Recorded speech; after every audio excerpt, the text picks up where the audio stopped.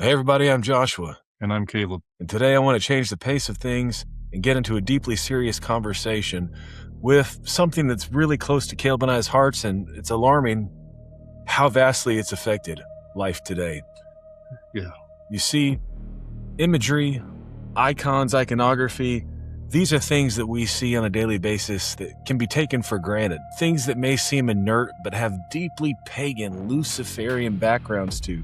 And if you're not careful, you can find these things interwoven in your everyday life and become a pawn for the enemy himself. That's right. You want to stay away from these symbols, from these icons, from these things, because they can have demonic spirits attached to them and create an open gateway for evil spirits to commune with you in your home and to torment your family. Case in point, one of the most beloved images in American history, the Betsy Ross flag.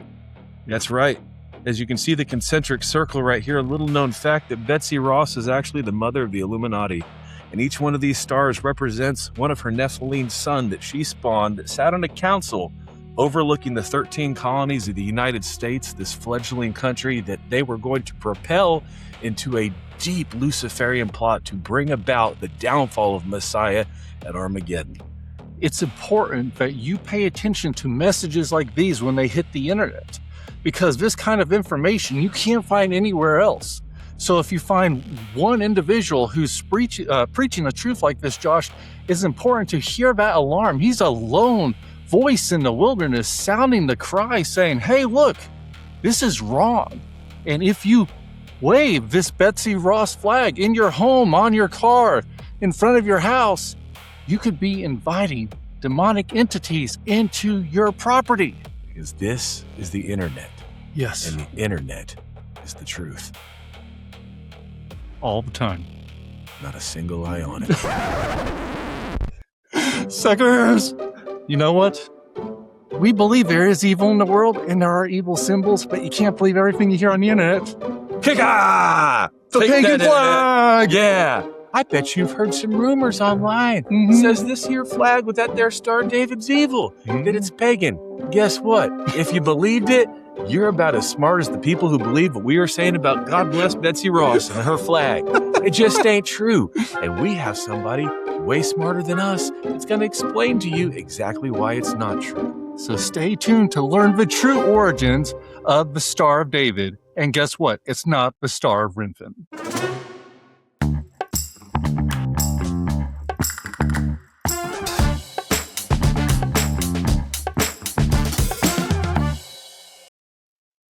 Well, hey everybody, I'm Joshua. And I'm Caleb. And this is our pagan flag.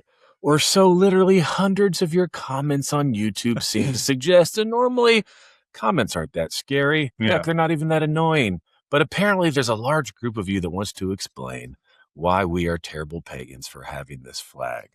And so we thought we'd talk about it today. I thought we should bring on an expert on this subject matter, someone who really understands the Greek and Hebrew. He's been educated in Jerusalem. He knows the language. Dr. Douglas Hamp, thank you for joining us today. Hey, it's so great to be here. Thank you. And I know you have talked about this subject matter before. You have dealt with it. Everybody's been saying the flag of Remphan. You know, that's what the Israeli flag is, the Star of David. Thousands of comments. You know, I consider it like an antisemitic campaign. You have different ones that go around different seasons. You know, we have moved on from all the Jews are of the synagogue of Satan, and we're into they're Luciferians with Satan's flag. And I just wanted to read the passage in Acts to see, you know, what's really going on and where are they getting this from. Acts 7:42-43. Then God turned and gave them up to worship the host of heaven, as is written in the book of the prophets. Did you offer me slaughtered animals and sacrifices during 40 years in the wilderness, O house of Israel? You also took up the tabernacle of Moloch and the star of your god Remphan, images which you made to worship, and I will carry you away beyond Babylon. This is Stephen speaking in his final address before he's going to get stoned. And he's, referencing this passage in Amos 5:26, Star of Remphan. What does this all mean?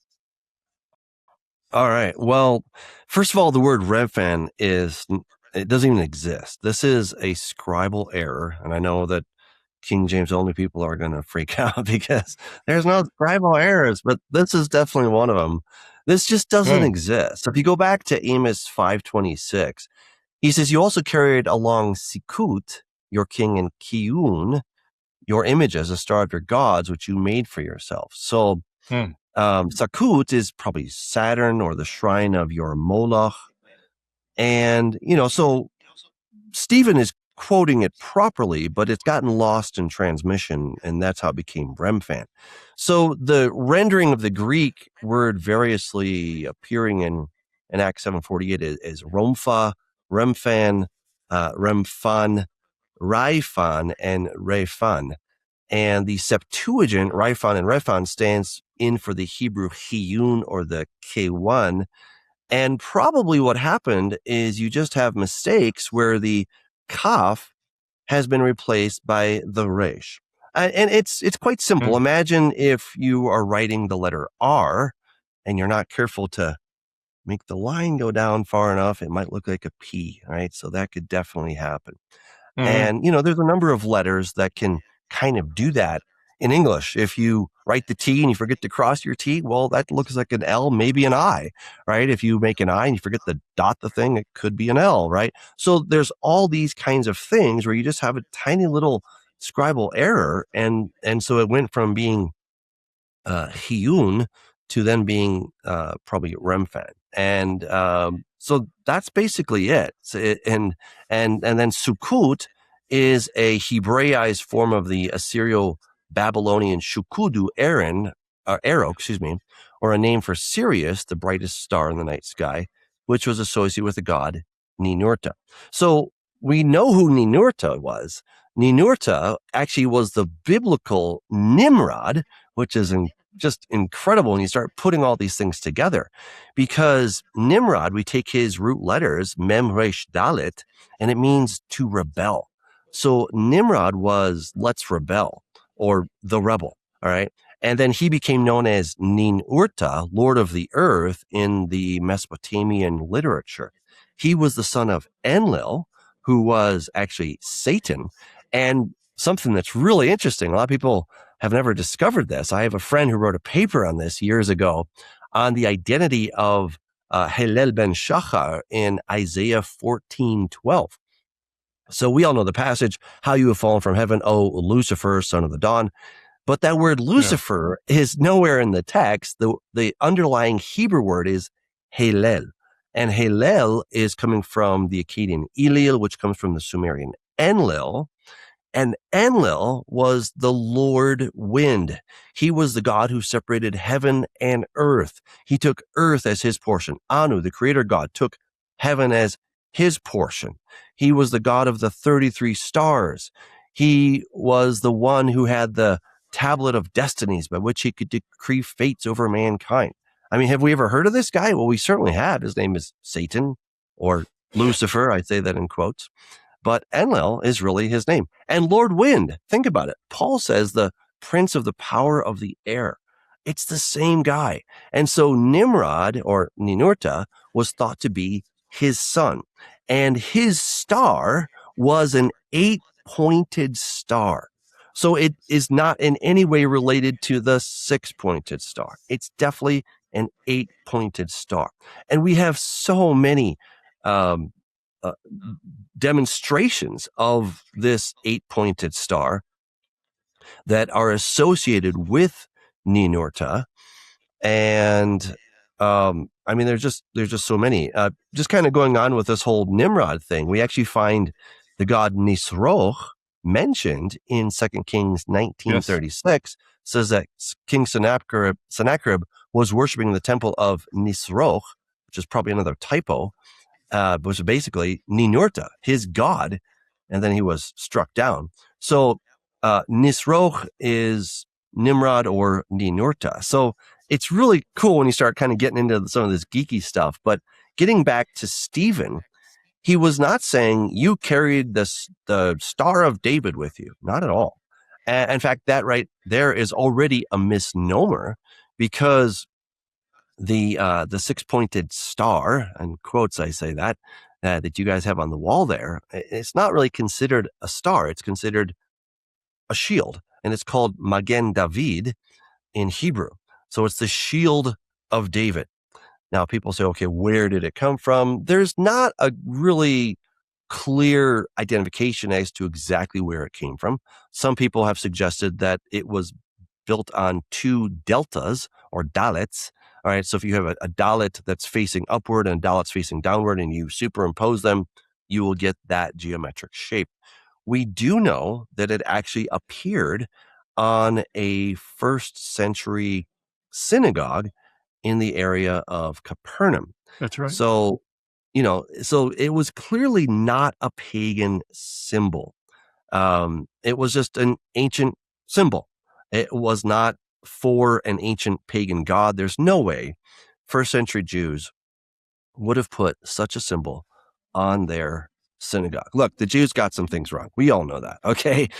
But they learned their lesson after Babylon. They're like, we're not going to go after false gods anymore, right? Jesus never had to correct the Pharisees for going after false gods. He had to correct them for adding a few things to the scriptures and taking away a couple things. Okay. But idolatry was not one of the things that they ever fell into again. And of course, we see that come out loud and clear in the Maccabean revolt, which would then lead to the Feast of Hanukkah, right? Because they were not going to sacrifice to any kind of a false god. So this idea that this symbol that we do find on a first century synagogue in Capernaum would in some way be pagan it's just not true. So the symbol, I think it's a fine symbol. We really see it starting to come out around the 12th or 13th century in earnest.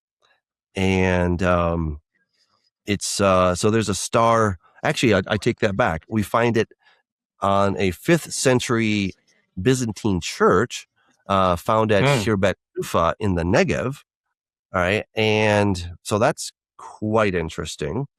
And then we find it starting to be used as a symbol for Judaism in the Leningrad Codex of the Masoretic text around 1008 AD. So that's kind of the short history of this thing. But it's just not pagan. That is something that, I don't know, anti-Semites are trying to throw at this. And I have a good friend, and he's very much against the Star of David and, the Magen David. And I've tried explaining these things to him, and he's like, oh, yeah, well, so I don't know. I guess people are going to hate it whether you tell them the stuff or not. Well, this is where I wish I had a buzzer for the end of the thing. Busted. Hundreds of comments because you didn't do your due diligence. And even beyond, if for some reason they thought that this was the worst symbol on the planet, it's just a shape. Right. Just a shape. Here's an example. Here we have a star. Oh my gosh, it's so evil. It's a pentagram. Right. That star just became evil so fast. I hope nobody in Australia looked at that because they were already staring at it upside down. They're probably all going to go to hell if they look at it long enough. See, geometric shapes in and of themselves, they're not evil. Yes, we see throughout, time that, occultists and Satanists, Luciferians, they like to take certain shapes and they like to incorporate them into their ceremonies, perform sacrifices, blood oaths, and stuff like that. And we've been to all these high places in the Middle East. We've been, geometric shapes, Gilgal Rephaim. We've been to Stonehenge. We've been to Göbekli Tepe. We see what Satan likes to use with geometric shapes. But that's if you're using them in a form of worship. Shapes in and of themselves, they're not evil. I mean. Yeah. Well, the swastika was also found on that first century. Did he read our notes? Synagogue. And the swastika was actually a symbol for peace. Yes. Obviously, it became something far worse under the Nazis, but they were the ones who appropriated that good symbol and then they used it for evil. And so now we associate that with the Nazis, just like the 5-pointed star has now been associated with Satan worship. And of course, people are trying to do that same thing for the 6-pointed Magen David. But I agree with you. It's a geometric shape, and we assign value to geometric shapes. They don't come preloaded from the factory. Right. Well, this is the thing that Satan is so good at. It's misdirection. And I've said this for years. He doesn't necessarily care if you're doing something really, really bad, but if God wants you to look to the right and he can convince you to look to the left, you're tripping up. And here we have, we're addressing this because we've had so many hundreds and hundreds of comments who have basically said, we really enjoy y'all's teaching until we saw the star. And now we know we can't trust anything you're saying because of this pagan star. And everything that you've done must be completely thrown out. Well, that there's no logic to that, right? Yeah. God did give us a brain. He did give us some ability to critically think. And even if we were all wrong and you were wrong and history was wrong, Jesus would still love me. And then he would lovingly come deal with me about this star, but he would still be happy that we're trying to help people know more about him. And we get this focus shift in the internet when we just want to spew hate and cause dissension. And we wonder why there's so many other religions in their unity that seem to be so much more effective, because instead of fighting against themselves, they're sitting there with one goal and purpose. And yet when it comes to the gospel of Yeshua, we just want to sit there and beat each other up over what we feel we know for certain is the right answer to what somebody else has said wrong. And I think they're just missing it. You are touching on something that is very uncomfortable in the church world because, well, it boils down to one word, which is pride. Yeah, exactly. And because somehow in Christianity we've made correct doctrine, orthodoxy, the litmus test for whether you're going to heaven or not. Right. And that is why I know for certain that you guys are going straight to hell, because your theology is not as good as my theology, right? I looked at the back of your church bulletin and I'm like, I don't know. But that's basically what we're doing. We're saying that your theology, what is theology? It's an understanding of God, or your Christology is off by 5 degrees, 10 degrees. But mine, of course, is perfect. That is the hubris that we have as Christians. And so we need to correct people and to get them over. And then we're told, hey, you know what? This isn't a form of hatred. This is a form of love, because you're going to go to hell because you're not believing properly. When I finally saw this, I was kind of dumbfounded for days. I was like, oh my goodness.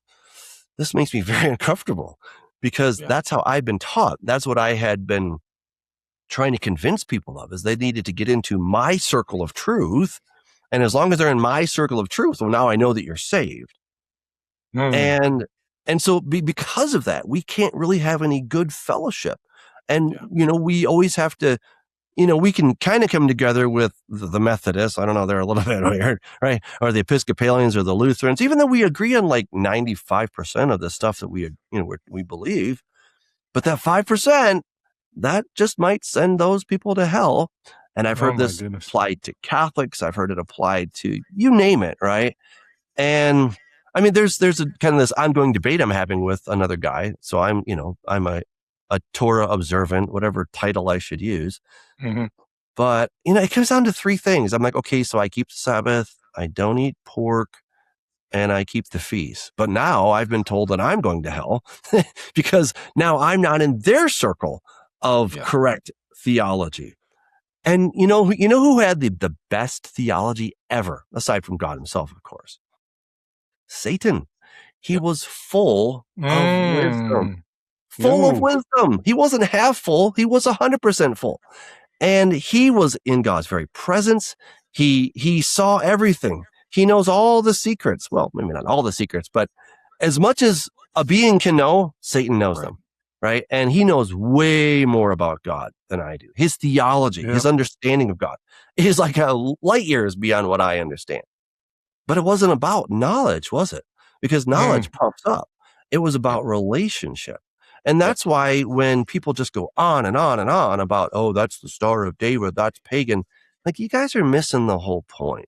And I think that we believers really we've got to come around. We got to start loving people, because I know that my theology is faulty. And here's another thing where I used to think that I had the truth and I had to get you to believe the truth. And when I finally realized, I'm like, I don't actually have the truth. I have an opinion. I have an opinion about the truth. Wow. And I can share with you my opinion, just like a doctor will share his medical opinion about your condition. Is he right? Probably, but he could be wrong, because He doesn't know everything. But based on his knowledge, research, studies, what he sees probably is a broken leg, or cancer or whatever it may be.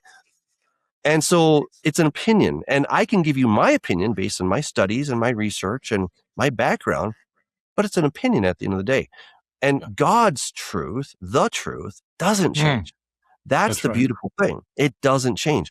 And it liberated me because I stopped having to try to get the truth down people's throats and say, well, here's how I understand it, but maybe I'm missing something. Maybe there's a whole aspect to this that I haven't seen.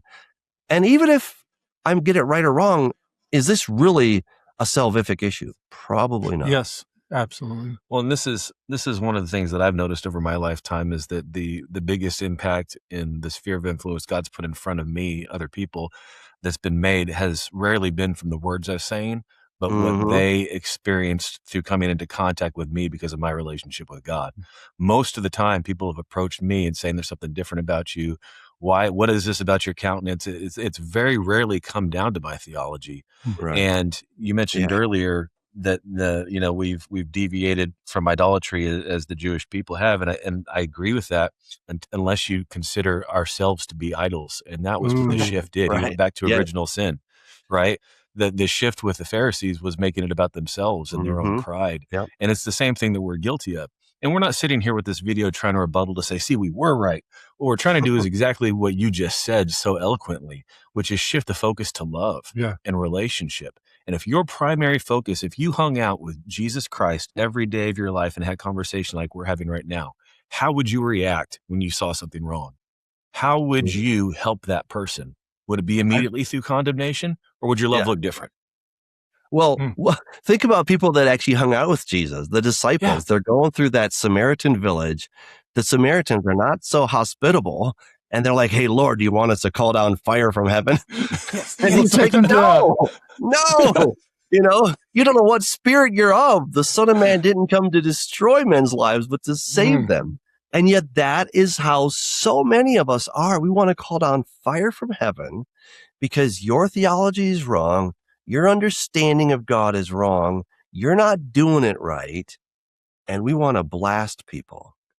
And it's kind of egg on our face as the church as a whole. Yeah. And, for me and my part, I'm trying to not throw stones at people, but just trying to reform myself. Yep. Because honestly, if God wasn't so nice and he published all of our inner thoughts, I don't think any of us would ever go on the internet again. If there was a ticker tape on the bottom of the screen of everything I've thought before in my life, I would probably never chastise anybody again. And so I think God's mercy to us should be a motivator for why we show mercy to others. And unfortunately, in our flesh, we when we see the deception grow today, it does irritate us and we do want to react. But part of having the mentality of Christ is not being reactive, but like you said, being only motivated by the truth in our response. But Douglas, I want to thank you for taking this time just to speak with us and share your heart, because I do believe what you're saying. Your heart is Messiah's heart. Yeah. And we can't love unless it's through him. He's perfect love that casts out fear. He is love. That is his name. That's part of his nature. And so we can't even show love to others unless we're in him, unless we're abiding in him as he abides in the Father. So thank you so much for joining us today. It's been very enlightening. Thank you. And you're going to hear more from Douglas in the future, and we appreciate every time you come to speak with us. How can people get a hold of your materials? Well, so what I talked on today is found in Corrupting the Image, Volume 2. It's one joint. I got the first one. Yeah. I got the predecessor. Great book. I love that one. This one, I completely geeked out. All right. So if people want to get into Akkadian, Sumerian, and all kinds of really cool stuff, it's funny when you write a book, you're like, okay, I said everything I need to say on that. I really thought that when I finished Corrupting the Image Volume 1. And I was like, oh my gosh, there's so much more, right? And then I had so much material that I wrote Volume 3 as well, right? Ooh. So I was like, oh my goodness. And, there's more. And that's the fun thing about the Bible is it doesn't end, right? There's more to learn. And the more we discover, the more questions we have, and the cycle goes on, which I really think is part of the fun. And I think we'll be discovering God forever and ever, which is pretty exciting. And your website, how can people Yeah, find your website? douglashamp.com. If they want to get my books, they're on amazon.com. And I'm in Denver, Colorado, so if they want to join us at the Way Congregation, always welcome to do that. We're in Lakewood if they want to join us. Well, that's amazing. Everyone, the shape, it's not evil, stars, rainbows, any of that. We know that the enemy tries to take it over and counterfeit that which God made, which is good. But like Douglas says, it's really about the heart. And let's be showing love toward each other, even in the comment section when you're commenting to us. I'm just saying, we love you. Have a great day.